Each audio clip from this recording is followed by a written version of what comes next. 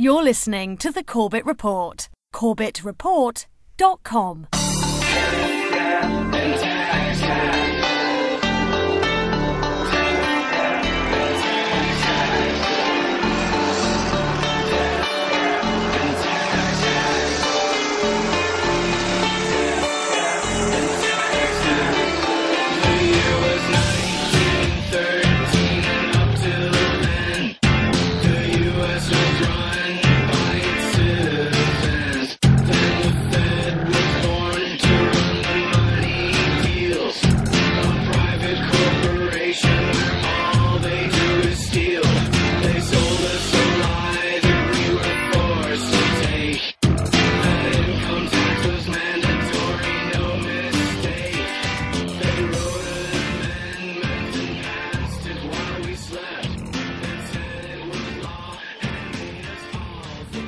Welcome, my friends. Welcome to another edition of the Corbett Report.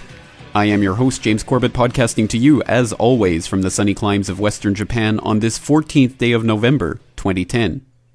I'd like to welcome all of the listeners to the Corbett Report podcast and invite them all, as always, to check into my website, CorbettReport.com, where you can find more information about this podcast, including past episodes, as well as interviews, articles, and videos created and conducted by myself in the past, and links to other websites that are promoting my work and which I'd like to promote. And on that note, I'd like to add another name to the growing list of affiliates that carry this podcast, and the latest is Grateful Dread Public Radio from Summit, New Jersey, at gdreadradio.net, and they're now broadcasting the Corbett Report on Monday nights at 8 p.m. Eastern. So thank you very much to Grateful Dread Public Radio for picking up the Corbett Report. And as always, we always support the idea of community and even pirate radio. So if you know a station in your local area that you think might be susceptible to having the Corbett Report played on it, please let them know about this podcast. And of course, I would also like to greatly thank those who have contributed monetarily to the Corbett Report this week by clicking on the donate button on the homepage, CorbettReport.com, including Mario, Rosemary, and Donald from the USA, Samuel from Belgium, and Robert from Canada. And your donations were especially appreciated, as this week I had to renew the domain and hosting for Al-Qaeda Doesn't Exist for another year. So thank you very much for helping to make that possible. And this week, on a final piece of housekeeping, for those who may have caught it at the end of New World Next Week this week with James Evan Pilato of MediaMonarchy.com, I did announce that the Corbett Report podcast will be going on a 2-week hiatus as of this week, meaning there will be no podcast next Sunday or the Sunday after. And unfortunately, that doesn't mean that I'm getting some much-needed rest. It means that I'm actually working on a couple of things behind the scenes, and I hope to be able to unveil them once I come back, and we'll see if I can get that done in time. But at any rate, I will be working on some things behind the scenes, and I suspect there will be some interviews popping up on the interviews tab of CorbettReport.com in the meantime, so please do check back to the website at least occasionally, and there may be a video or two dropping in that time as well. But other than that, there will be a little bit of quietude from the Corbett Report for the next couple of weeks as I work busily behind the scenes. So perhaps that will give you a chance to get caught up with the hours and hours and hours of media that we're releasing on a weekly basis here. And remember, it's all made possible by you, the listeners, and your support, both monetary and otherwise. So, without further ado, we have a lot to talk about today, as always, so let's get into today's Sunday Update.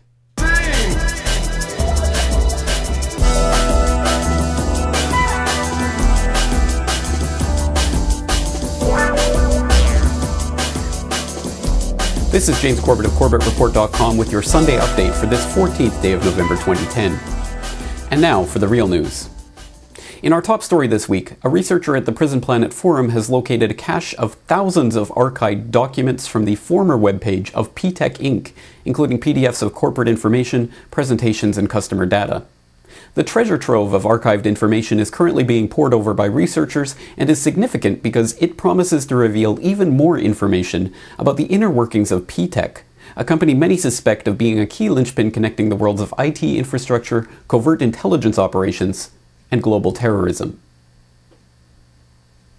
PTech CEO is Osama Ziadi. This is him, 3 years ago in Saudi Arabia. He's pictured with a man named Yassin al-Qadi, a Saudi named by President Bush as a financial backer of Osama bin Laden. Yassin al-Qadi fits in this category of wealthy Saudi businessmen who believe in and finance radical Islamic extremist groups worldwide. In an investigation done by CBS station WBZ-TV, 3 sources say al-Qadi is the chief financial backer of P-Tech. Then there's P-Tech board member Yaqub Mirza. He's an officer for a string of Islamic charities which have been a concern to the U.S. government. This becomes all the more alarming when you learn exactly what it is P-Tech does. The company works in enterprise architecture, the blueprinting of an entire computer network. Computer consultant Indira Singh says such a company could gain full access to a client's data. That could be rather dangerous. It could be devastatingly dangerous. Especially when you examine the roster of P-Tech's clients. The company's webpage lists the FBI, the IRS, NATO, the Air Force, the Naval Air Command, the Departments of Energy and Education, the Postal Service, the U.S. House of Representatives. Other sources say P-Tech has done business with the Department of Defense, the Secret Service, even the White House. And that gives you a tremendous opportunity, if you're so inclined, to examine, manipulate, download all of the most sensitive information of whoever it is you've contracted with. Absolutely. Last year, the FBI unsealed a 2007 indictment of former P-Tech CEO Usama Ziad and former CFO Buford George Peterson for lying to investigators about the role of Yassin al-Qadi in helping to fund the company. Yassin al-Qadi was named a specially designated global terrorist by the U.S. Treasury in the wake of 9/11, and his assets were frozen by the U.S. government. The move against al-Qadi was made largely due to the work of FBI agent Robert Wright, who spent the late 1990s tracking al-Qadi's terror financing in a program called Vulgar Betrayal. Bizarrely enough, for people who think that the upper levels of U.S. counterterrorism want to prevent global terrorism instead of foster, fund, and support it, when Wright began to connect al-Qadi to the 1998 African embassy bombings and began pressing for a criminal investigation into the case, his supervisor flew into a rage, saying, "You will not open criminal investigations. I forbid any of you. You will not open criminal investigations against any of these intelligence subjects." After 9/11, Wright attempted to go public as a whistleblower about his investigation and how it could have prevented the attacks, but was again thwarted by the FBI, who refused to let him publish a book on the FBI's failures. Knowing what I know, and again, this was written 91 days before the attack, knowing what I know, I can confidently say that until the investigative responsibilities for terrorism are removed from the FBI, I will not feel safe. The FBI has proven for the past decade it cannot identify and prevent acts of terrorism against the United States and its citizens at home and abroad. Even worse, there is virtually no effort on the part of the FBI's International Terrorism Unit to neutralize known and suspected terrorists residing within the United States. Unfortunately, more terrorist attacks against American interests, coupled with the loss of American lives, will have to occur before those in power give this matter the urgent attention it deserves. Realizing more American lives are going to be needlessly lost, no one should expect me to consciously sit idly by and pretend to forget the things I know. By sharing what I know, the terrorism problems plaguing America may be corrected. Knowing what I know, I truly believe I would be derelict in my duty as an American if I did not do my best to bring the FBI's dereliction of duty to the attention of others. The connection to 9/11 comes from researcher Indira Singh, who was working as a risk management consultant for JP Morgan in 2001 and 2002. She was looking at P-Tech software to implement the next generation of risk management enterprise architecture software at JP Morgan, but became suspicious after she began her own investigation into the company. She uncovered information that indicated that P-Tech was running its software with access to the most sensitive parts of an organization's cyber infrastructure in the basement of the FAA on the morning of 9/11. P-Tech was with MITRE in the basement of the FAA for 2 years prior to 9/11. Their specific job was to look at interoperability issues the FAA had with NORAD and the Air Force in the case of an emergency. If anyone was in a position to know that the FAA, there was a window of opportunity or to insert software or to change anything, it would have been P-Tech along with MITRE. And that ties right back to Michael Rupert's information.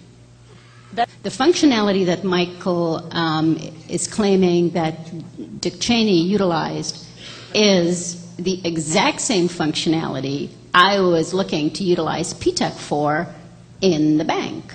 I was looking to set up a shadow surveillance system on everything going on, every transaction, and the ability to backdoor, look at information unobtrusively, and to backdoor intelligent agents out there to do things that other people would not be aware of. Given that no mainstream media outlet anywhere in the world is paying any attention to this story, its ramifications, or the latest developments, experts are suggesting that interested viewers take up the task of relaying this information and examining the archive data for themselves, using the links provided with this video. In other news, this week brought an onslaught of bad news for the alarmists who are attempting to peg cyclical climatic variations with man-made CO2. A new study published this week in Science shows that predictions that a warming climate will destroy forests are entirely untrue. The study, conducted by the Smithsonian Tropical Research Institute, showed that during a period 56 million years ago known as the Paleocene-Eocene thermal maximum, in which temperatures were 3 to 5 degrees Celsius warmer than today, forests did not die, but instead bloomed with diversity, with many species evolving quicker in the warmer temperatures. The study also concluded that moisture levels did not decrease significantly during the period, contrary to all alarmist predictions and the computer models that they create to provide post-hoc justification for their initial assumptions. In other climate news, researchers at Australian National University released a scathing review of an abandoned solar panel subsidy scheme that cost over $1 billion to Australian taxpayers. The report concludes that the scheme reduced Australia's carbon emissions by a striking 0.015%, meaning that the scheme cost $301 per tonne of carbon saved. What's more, the majority of that $1 billion was spent on panels from foreign manufacturers, meaning that Australian taxpayers were sending hundreds of millions of dollars out of the country for the program. Despite the ongoing meltdown of the carbon-induced warming hypothesis, governments and researchers with a vested interest in keeping the alarmist research funding flowing are scrambling to continue whipping up hysteria over the life-giving CO2 gas in the run-up to next month's climate talks in Cancun, Mexico. In the most blatant example, a recent death in Brazil from a snake bite is being blamed on carbon dioxide. As the warm list at numberwatch.co.uk points out, this is just the latest thing to be blamed on global warming, with several hundred other items, including the downing of Air France Flight 447, increases in kidney stones, psychosocial illness, and, according to the Tokyo governor, the ending of the Olympic Games after 2016. Finally this week, rogue economic analyst Max Kaiser is suggesting a new and remarkably simple way for the average person to strike back against the multi-billion-dollar banking behemoths who are manipulating the precious metals markets. A strategy that could bring down JP Morgan itself. I got an idea. Okay. I just started this during the break. You know, I was talking to this guy, Michael Krieger, who's someone you should have on your show, by the way. He's very hooked in with the guys over at Zero Hedge. He's a brilliant writer. He's got some fantastic stuff to share. Michael Krieger is his name. You should have him on your show. But I was talking to him about the fact that if everyone in America bought one silver coin, or even if 100 million people in America bought one silver coin, that's 100 million ounces, and take that off the market, it would crash J.P. Morgan, and we would have a scalp. We would have a major victory. So my idea is, what about one of your, force this up to Google search ideas with the search term, crash J.P. Morgan, buy silver. See if we can, in fact, crash J.P. Morgan by getting everybody to buy 1 ounce of silver.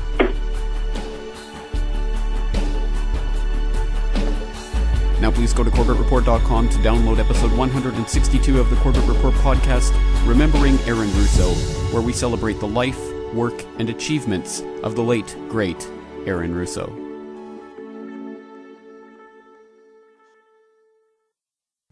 Welcome to episode 162 of the Corbett Report, Remembering Aaron Russo. I imagine that the vast majority of the Corbett Report audience will already know to some extent who Aaron Russo was, and just what an important contribution he made to the flowering of the truth movement that has sprung up in the last several years, if only because you may have heard his seminal 2006 documentary, America, Freedom to Fascism, which was delivered as episode 161 of this podcast in our weekly midweek bonus documentary episode.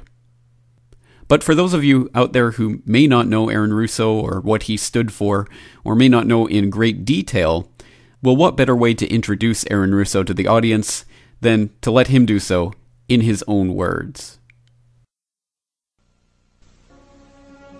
I was born a fighter, a scrappy little kid on a Brooklyn block. I bobbed and weaved my way through life as I stood up against the neighborhood bullies. I always hated bullies. There wasn't a dare I wouldn't take on. As I grew older, I learned from the streets. I had a knack for the ladies, a strong right arm, and a love for rock and roll.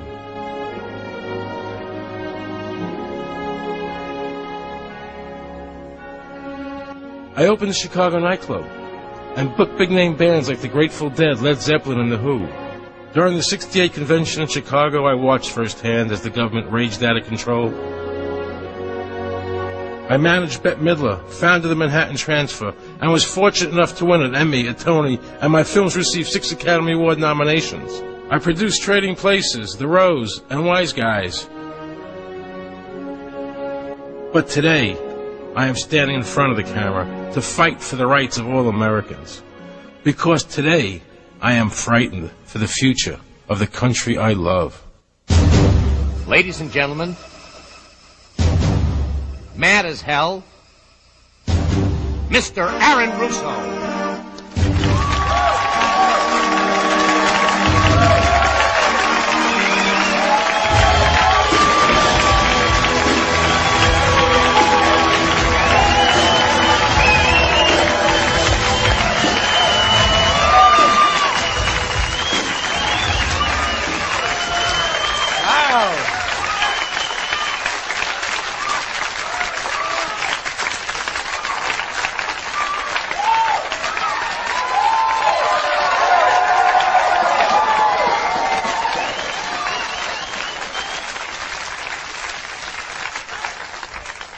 Hello, everybody. Welcome to Mad as Hell. I'm here tonight because I'm sick and tired of what's happening to my country. I'm fed up, and I feel an overwhelming need to shine a light on, to illuminate our country's problems. And the most fundamental problem we have in America is that it is no longer a free country. And it is fast becoming a totalitarian state. I know those are strong words, but they're true nonetheless. Let me illustrate.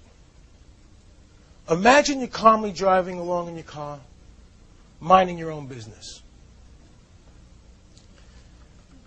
obeying all the traffic laws. And all of a sudden, in your rearview mirror, you see a police car coming up behind you. How does that make you feel? Safe and secure? Or uncomfortable? Let me see a show of hands for uncomfortable. Amazing, isn't it? It's amazing. See, I remember being taught in high school that America was different because it was founded on the principle of liberty.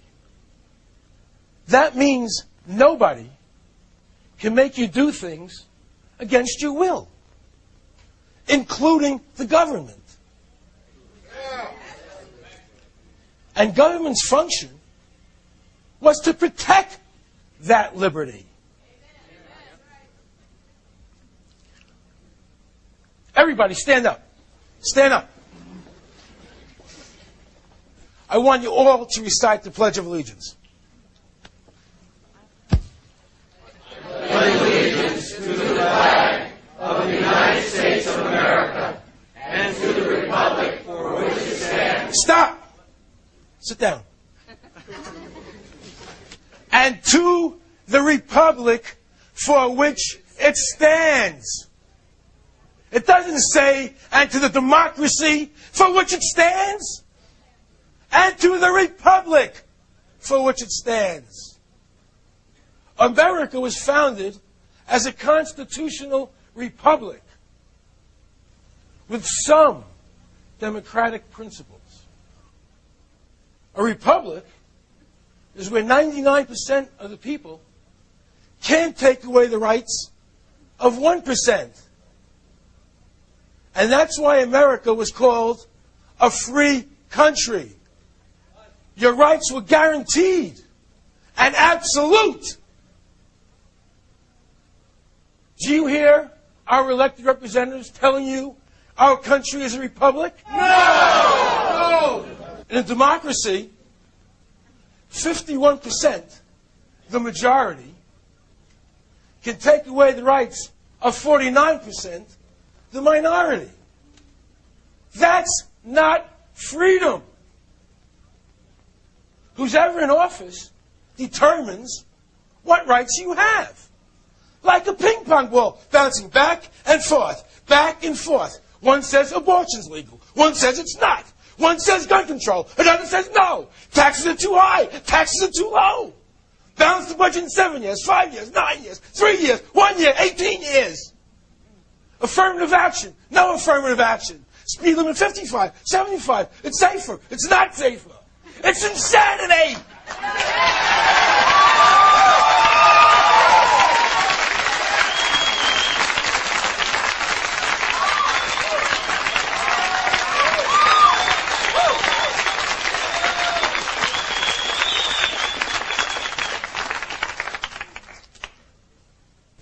This creates a deep and dark division in America. Left versus right. Rich versus poor. Gender versus gender. That means man versus woman. What we need is a set of principles to live by, no matter who's in office. And we have it. It's here. It's called the Constitution.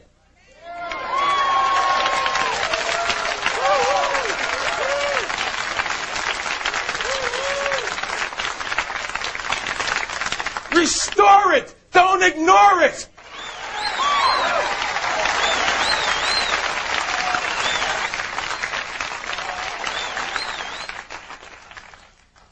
People often ask me, Aaron, are you a liberal or a conservative?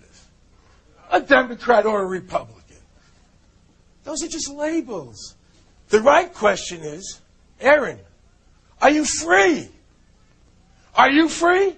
No. Are you free? No. Are you free? No. Government is the problem, not the solution.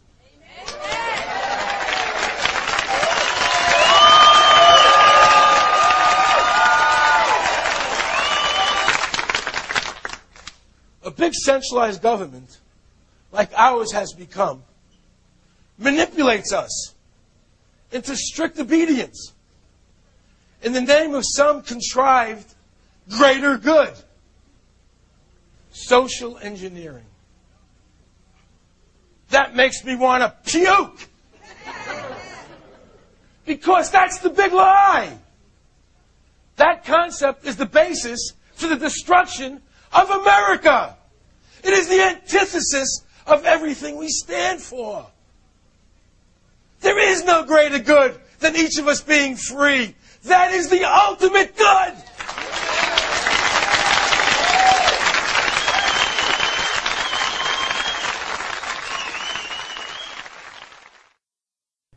Did people really used to talk like that, Granddad? Why, yes, Timmy. That's what people used to talk like before Osama bin Laden invented terrorism and we had to end free speech in the US of A. Well, yes, there you go. There is a firebrand of a man, if ever there was one, speaking truth to power, and I think that's the way that most people will remember Aaron Russo and what he stood for, as a political activist and also as a person. Of course, I never had the honor of meeting or talking to Aaron Russo, as his work really preceded the Corbett Report and everything that we've done in the last few years, but I feel like I've come to know him from listening to his many interviews and documentaries and various other works, including that one, Mad as Hell, a documentary which is available for purchase as a DVD from freedomtofascism.com.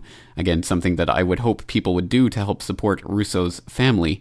But there you go, there is a man who is absolutely unafraid to speak the truth, and that was recorded decades ago. But all of this still leaves the question of who was Aaron Russo and what really made him tick. How did he go from a successful Hollywood producer to an outspoken political activist and someone who ended up running for the governorship of Nevada in 1998 and eventually running for Libertarian Party presidential nominee in 2004, losing to Michael Badnarik, who we heard from last week on this podcast in the third round of voting for that ballot. And then how did he go from that position of political activism to his incredible documentary, Freedom to Fascism, and all of the flowering of potential and activism that unlocked? Well, good question. And again, let's let him answer it in his own words. And this comes from a video interview that was recorded shortly before his death in August of 2007. Aaron Russo, at that time 6 years into his fight with cancer and struggling with great pain and duress, recorded his final interview with Alex Jones of Infowars.com. This video is widely available online under Reflections and Warnings, and is also available as a DVD that can be purchased from Infowars.com. And in this interview, they go into great depth, as we've heard actually previously on this podcast. For people who've been listening for a long time, you might remember this is the interview in which Aaron Russo explains his friendship with Nicholas Rockefeller and all of the things that he learned from the inside from that Rockefeller-connected family member who was telling him about things like 9/11, 11 months before it ever happened. Of course, all of that information is absolutely vital, so I would once again urge people to go and watch this entire video if they haven't done so already, and if they have, to go and get this video out to as many people as possible. But right now, let's listen to a different part of that interview, in which Aaron Russo is talking about his early life and what got him started along thinking along these lines of freedom and liberty. Well, that was a progression of events. I've always been a very independent person, always believed in individuality, and that we were put on this earth to be unique individuals to fulfill our God-given potential, and that the only way to fulfill your potential is to be free, to find out who you are, and to make your errors, to make mistakes. And as I grew up, I began to realize more and more the government was inhibiting me in things that I wanted to do. And what happened, I was very successful in the ladies' lingerie business. I worked for my dad. He had a small undergarment business. And I created the first ladies' bikini panties back in 1963, actually. And then I opened up a nightclub in Chicago called the Electric Theater that opened up the day Martin Luther King was assassinated. All right, and so the city of Chicago was in flames the day my club opened, and nobody came out to the club.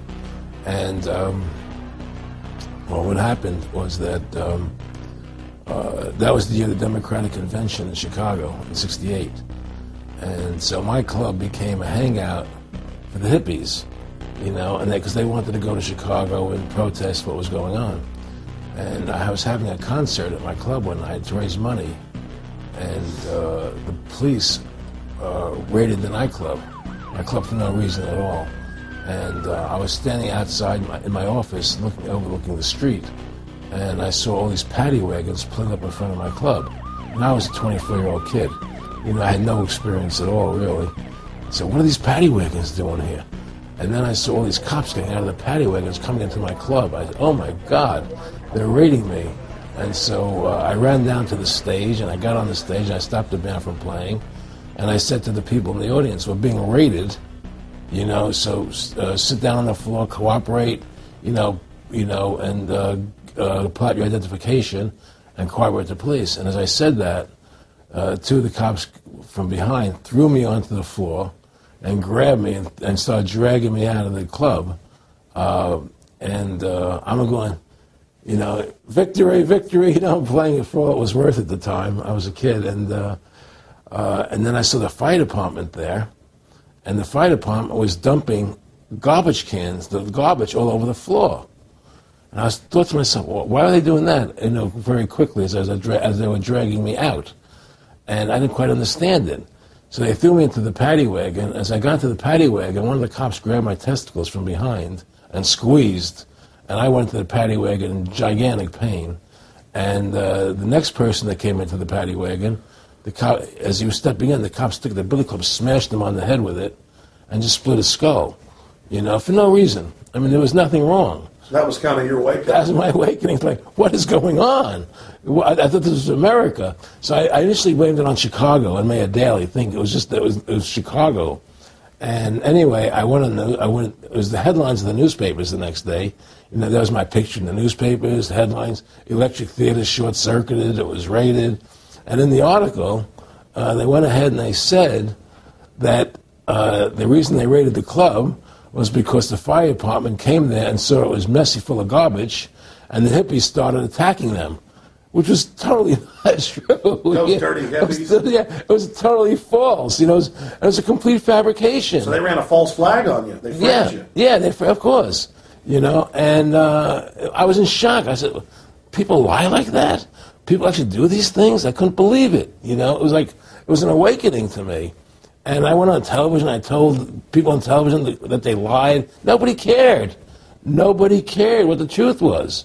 It was shocking to me. And then a week or 2 weeks later, I forget exactly what it was, two cops come to see me, a lieutenant and a sergeant, a captain and a sergeant. And they said, Mr. Russo, we're sorry if you got hurt that night at the club in the raid, but we're here to tell you that if you want to keep the club open, it's going to take $2,000 a month, and we're going to come see you once a month, and whenever we have to raid you, we're going to call you, and we'll let you know we're going to come in tonight and raid you. This was mafia. Well, the police mafia, And actually, it was actually more interesting than that. They said, listen, there's the A plan, there's the B plan, and there's the super deluxe plan. And this one, of course, each one will cost you that much money a month.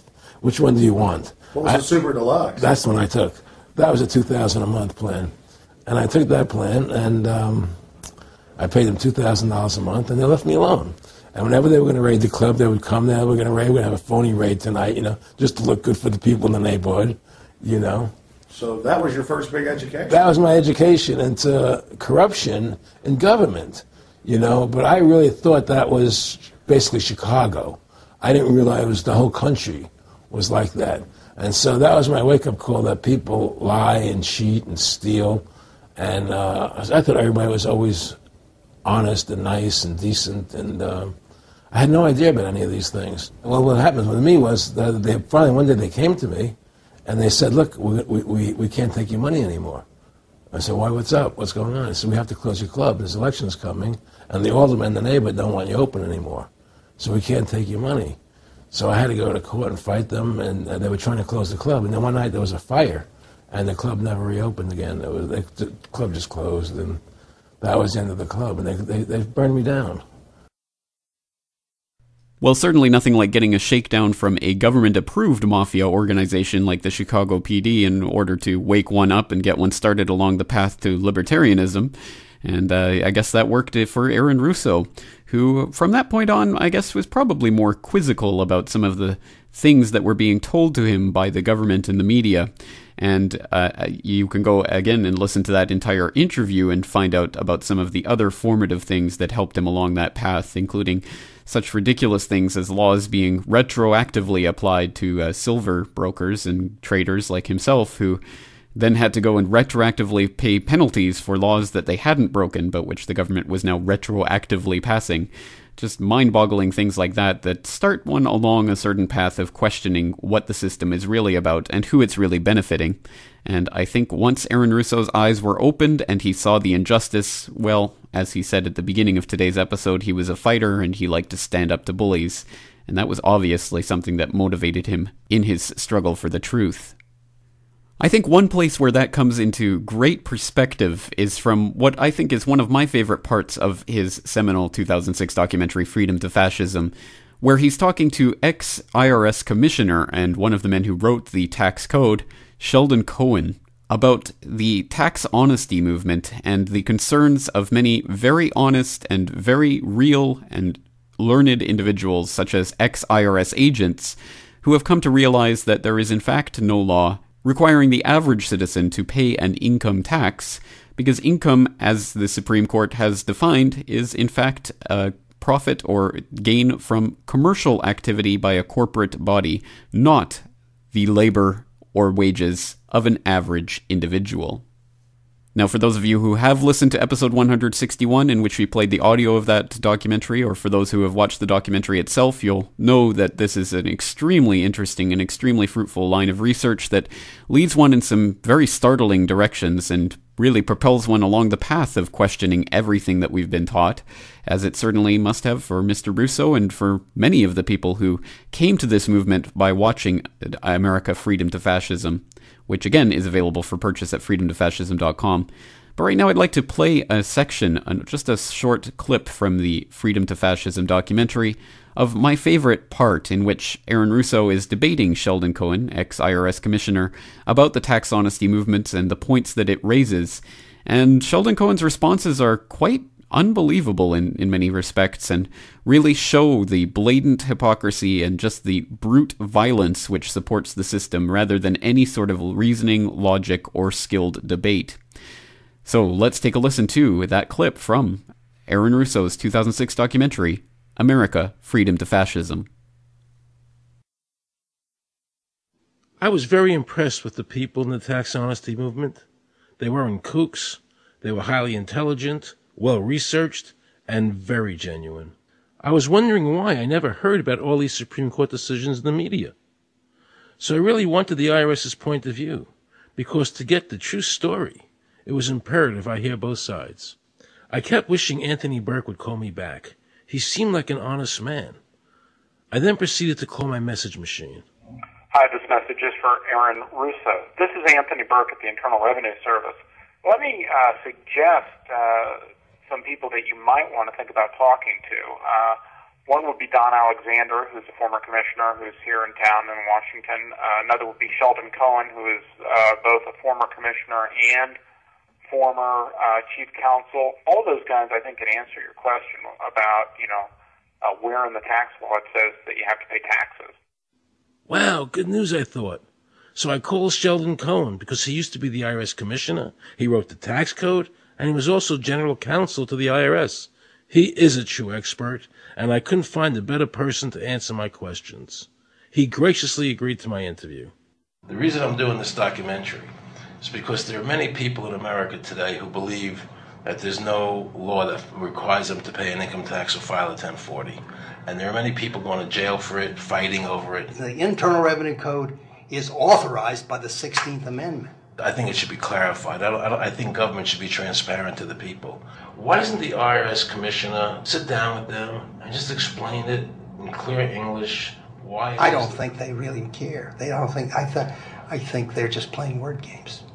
You don't think they're sincere people? No, I don't think they're sincere people. What does voluntary compliance mean? And why does the IRS code say it's voluntary to comply, not mandatory? That's a word euphemism we use. We use voluntary compliance when we talk about traffic signals. Most people at 2 o'clock in the morning, do you stop at a red light? Yeah. Is there a cop there? Well, sometimes I don't. Well, I do. And most of us do. Right. But that's voluntary compliance. That was a complete perversion of logic. Traffic laws state that it is mandatory to stop at a red light. The IRS code says it's voluntary to comply. Mandatory and voluntary are the complete opposite of each other. Yet he wants us to believe that they mean the same thing. So can the government criminally prosecute somebody of information put on their 1040? Yes. Right, so doesn't that violate the Fifth Amendment?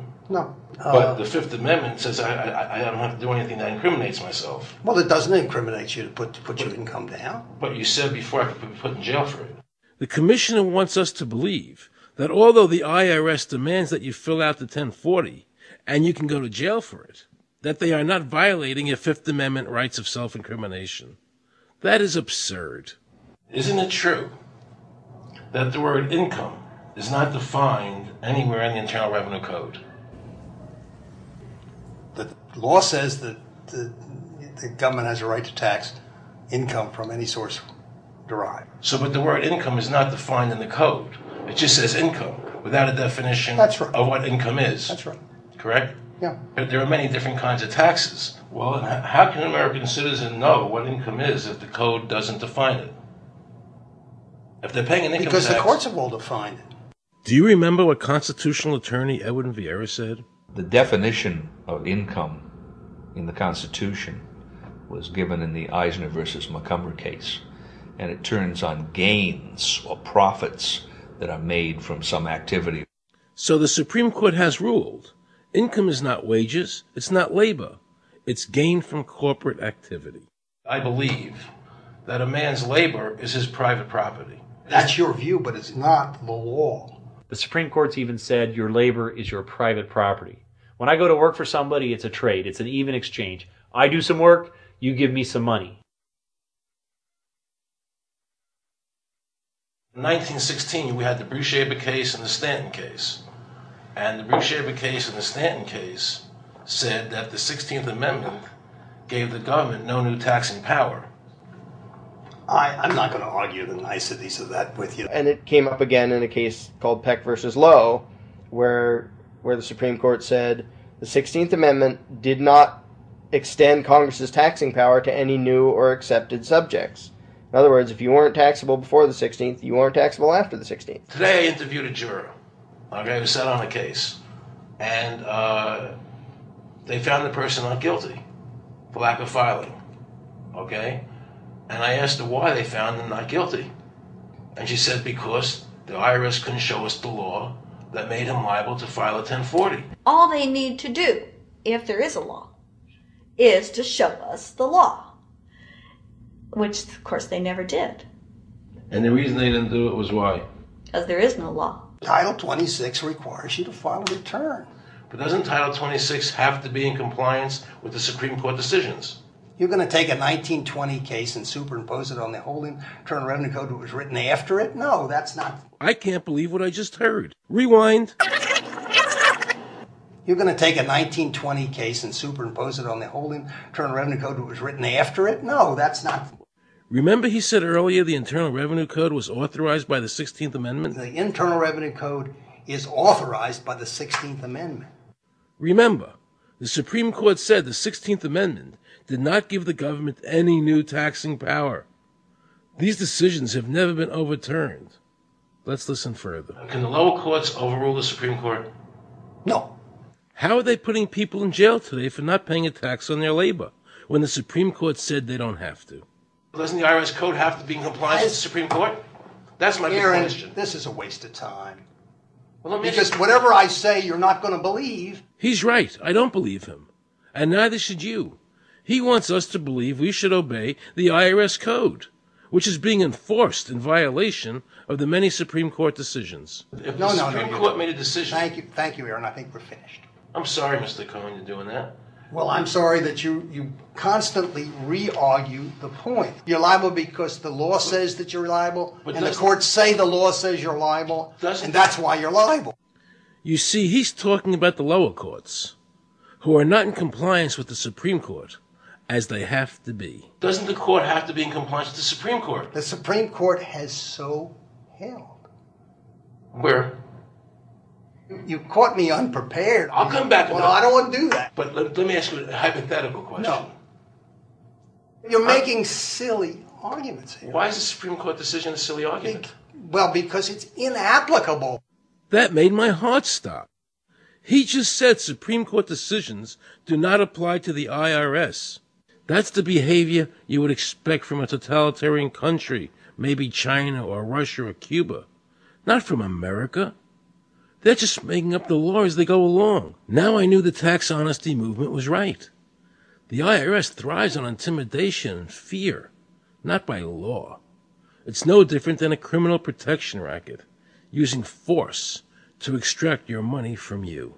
Then the former IRS commissioner, now working at a prestigious Washington law firm, threatens me. Watch. Aaron, you understand Yiddish, Cornish helfen. For those of you who don't understand Yiddish, that means nothing will help you. Well, as I say, I think that clip exposes quite brilliantly the hypocrisy that underlies the system and the fact that the system is absolutely unwilling to engage in debate over its existence because, of course, that's taken for granted because they own the SWAT teams that can come and enforce their rules anytime they want. So what are you going to do about it? And that's exactly what Aaron Russo was fighting against and what he fought against so eloquently, so bravely, so courageously, and with such tireless passion through many years, but of course during the production of that incredible documentary, Freedom to Fascism. And it's no surprise, I think, to anyone who's watched that documentary did have such a powerful effect and woke up so many people to what was really going on.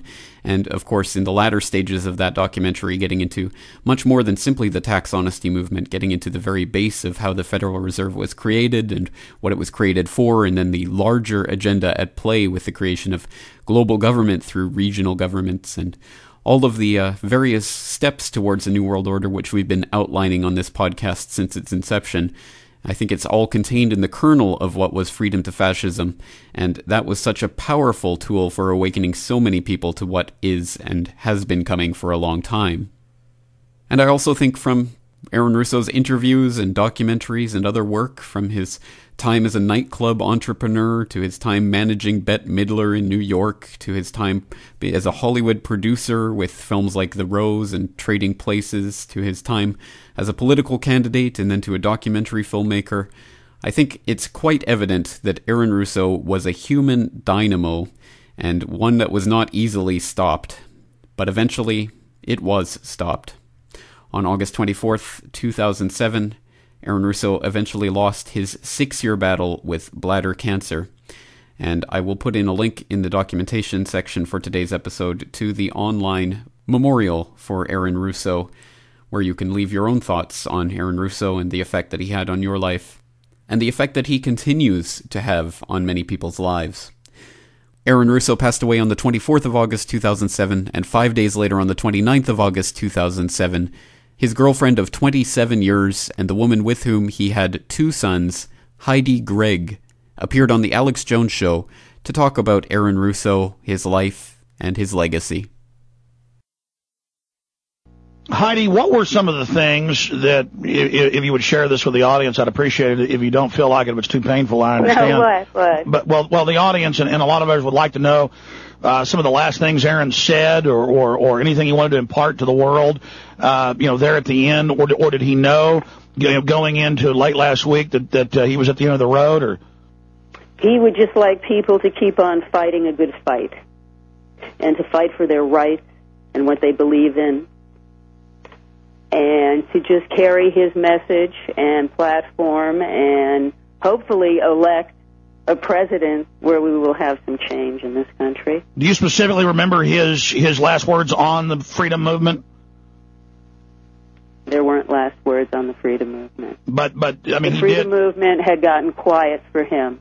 He had to stop doing the freedom movement for a while for his own health at the end. I remember just about a month and a half ago.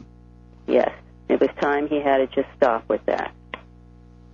He had to stop. Yeah, I don't think people realize, and I didn't really want to broadcast it at the time, but he was in tough shape when I saw him in January, and he was still doing interviews and trying to go places. And he was doing everything till the very end because he was a mental person and he had a vision. And when you have a vision, you live that vision. You don't deal always in reality. You see your vision and you want to complete it, and it needs to be completed before you move on. And he worked very hard to get this movement going. How sick was Aaron when he told me he was very sick whenever he made America Freedom to Fascism, but he kept that quiet? He was very sick then. He was very sick. But his vision and his passion carried him through the making of the film, the editing of the film. He did everything himself. He had helpers. But really, he's a hands-on guy, and he does it himself, So that was his message, that was his film, and that is who he is. Heidi, is it? I mean, how are you handling things just a few days into this? Is it starting to? Are you missing Aaron? Oh, of course. Oh, I miss him dearly. It's very quiet around here. He was a big man, and there was always noise around him, and everybody who comes over goes, "This is really weird in here. Let's go out," because it's so quiet. I think people feel that his spirit has moved on. Oh, of course his spirit has moved on. We're all, our spirits move on. We are energy, and we live forever. And Aaron will live forever in all these people's hearts and minds through everything he's done. Whether it's his Hollywood films or his political movement. You know, it doesn't die. There's a record of it all. Heidi Gregg, stay there. We're going to come right back and talk more about your sweetheart, your boyfriend of 27 years, who you had children with, just a great man, Aaron Russo. Once again, Heidi Gregg and Aaron Russo's family can be supported by purchases of Freedom to Fascism and Mad as Hell DVDs from freedomtofascism.com. And although of course it is sad to see the passing of such a dynamic and vital human spirit as Aaron Russo's, it is, of course, not the end of the story. In fact, it is really only the beginning, because as we have seen, Aaron Russo's life and work has touched so many other lives and inspired so much other action that really we are only beginning to understand how it's unfolding. In the time after the release of Freedom to Fascism and before his passing, Aaron Russo noted that he had created a groundswell of support for political action along the lines of ending the Federal Reserve and stopping the National Real ID Act and all of the other things that had been suggested at the end of Freedom to Fascism as ways that people could fight back against the system that was trying to enslave them. And he realized that he needed to organize that and put it into some sort of organization that could affect change on a mass societal level. And he did that in an organization called Restore the Republic. And also realizing that he would eventually have to pass on and leave this work to someone else, he appointed Gary Franchi, a political activist who had organized the Lone Lantern Society, as his successor and the national director of Restore the Republic, which is available at restoretherepublic.com and now at rtr.org, with a social networking tool for people who are interested in this type of political activism.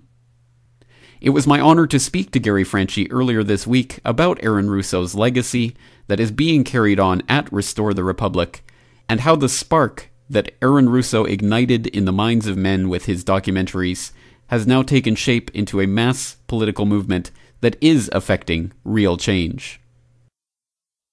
All right, well, let's start by finding out a little bit about yourself and your background. How did you start to become involved with the Liberty Movement?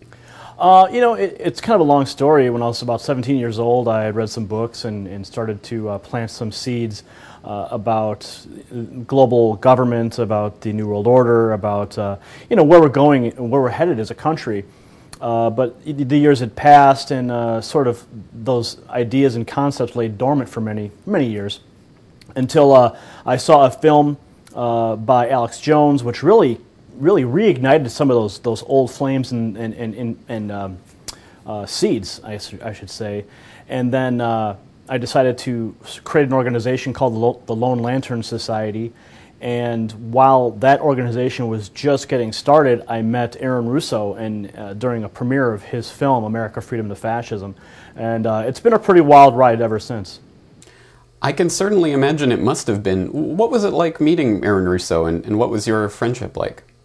Well, Russo, I met him at a screening of the film. I was just, fanboy, going up getting a picture and an autograph. And, I had my tiny little MPEG recorder and asking him questions. And, I ran home and cut together a little video about him talking about his film at one of the premieres. And I shared that with one of his organizers, and before you knew it, I was on the phone with Russo, giving him my immediate feedback about the film. So I was really in shock that I was just thrust into the situation as I was, but I must have really left a mark on Russo, because when he came back through town a couple months later for another screening of his film at Navy Pier in Chicago, he specifically requested that I meet with him at his hotel. And sure enough, myself, my wife, and a small group of people met with Aaron Russo at the Sofitel on Michigan Avenue, and we stayed up till about 3:30 in the morning discussing, the future of America, freedom to fascism, the movement to restore America, and how all these different things would play out. It was a night that I'll never ever forget. And Russo was always a happy, jolly man, but he definitely had drive and ambition, and he knew what he wanted. So that combination really was a very powerful combination of characteristics that Russo had. And I was just a guy that was just thrown into it all and had a passion of my own to see change happen in America, but change coming from a constitutional perspective, change from the people's perspective. Well, that's right. That must have been an amazing experience. So tell us a little bit about what Aaron Russo was like as a person, and what types of things that you talked about. Well, when I worked with him behind the scenes with Freedom to Fascism, mostly helping him streamline DVD sales and his website stuff. So I kind of worked behind the scenes in that regard. My wife and I would call him on his birthday and wish him a happy birthday, and he would always answer the phone. He'd be like, "Hey, babe," and he had this really typical Hollywood sense. He always referred to my wife as sweetheart, and he was always just such a happy, lovable guy. But when it came down to business, like I said, he knew what he wanted, and he made sure that it took place just like he wanted it to happen.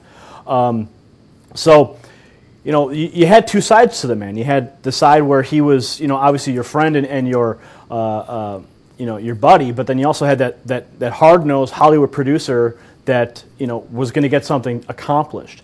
So, it was difficult to balance some of those things because, just by the mere fact that, there was a lot of pressure on me when I became the national director of Restore the Republic. So the relationship really started to shift because I now had the whole weight of his responsibility on my shoulders. At the time we had 60,000 people on an email list, and we had to develop a new method to be compliant with spam regulations and government regulations for email delivery. And we devised a new program to deliver email messages to the members. And I remember when we started this new system, we went from 60,000 emails to 6,000 opting back in. So Russo immediately saw that as a complete failure. Because only 6,000 people actually stayed on board with what was going on. And he was ready to throw in the towel. And I said, Russo, we cannot throw in the towel. We have to keep fighting. We have to move forward. I really fought to keep Restore the Republic when he was ready to toss it away. And we have since grown that email list back up to 45,000, 50,000 people, an online membership of over 24,000 people, social networking, documentaries, reality report, weekly news shows. Now we're doing live shows. We just came off the heels of a 4-hour live broadcast event where we were Skyping in live guests from all over the country.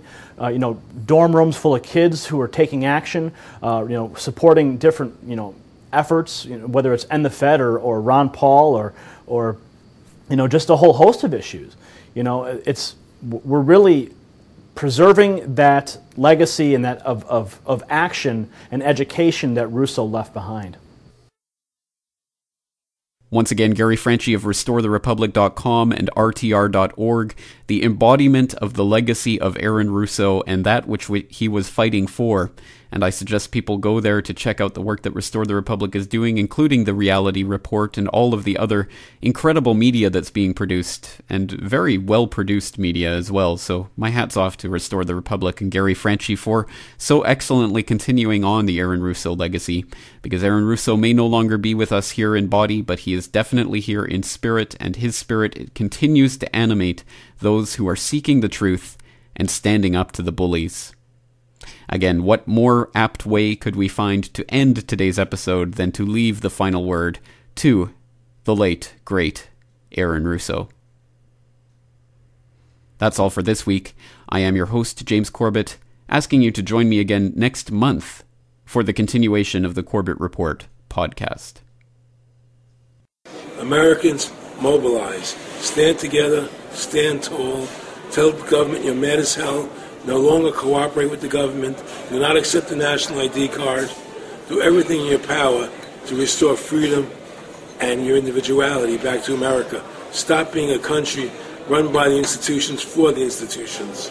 Let's go back to we the people, by the people, for the people, as opposed to we the institution, by the institution, for the institution. Stand up for your individual rights.